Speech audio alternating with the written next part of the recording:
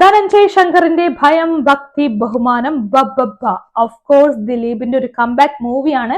ഒരു പ്രതീക്ഷയില്ലാണ്ട് കാണാൻ പോയ സിനിമയാണ്. പക്ഷേ കണ്ടു തുടങ്ങി കഴിഞ്ഞ് 10-15 മിനിറ്റ് ആയപ്പോഴേക്കും ഓൾറെഡി അവർ സെറ്റ് ചെയ്ത് വെച്ചൊരു മൂഡ് ഉണ്ടായിരുന്നു. ആ മൂഡിലോട്ട് ഞാൻ ഇന്നായി കഴിഞ്ഞിട്ടുണ്ടായിരുന്നു. അവിടുന്ന് അങ്ങോട്ട് മൊത്തം വൈബ് അടിച്ച് കണ്ട സിനിമയാണ്.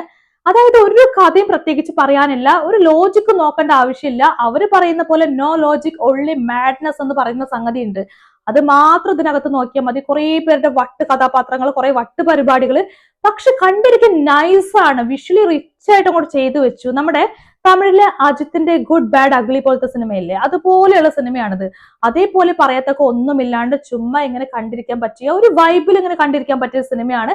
ആ വൈബിലോട്ട് നിങ്ങൾക്ക് കയറാൻ പറ്റിക്കഴിഞ്ഞാൽ സിനിമ ഒരു അടിപൊളി എക്സ്പീരിയൻസ് ആയിരിക്കും. വൈബിലോട്ട് എത്താൻ പറ്റിയിട്ടില്ലെങ്കിൽ അത് വളരെ മോശമായിരിക്കും സ്വാഭാവികമായിട്ടും. എന്തായാലും ഞാൻ ആ ഒരു വൈബിലോട്ട് എത്തിയിട്ടാണ് ഈ സിനിമ മൊത്തം കണ്ടു കഴിഞ്ഞത്. സോ എനിക്ക് പേഴ്സണലി ഇഷ്ടമായിട്ടുണ്ട്.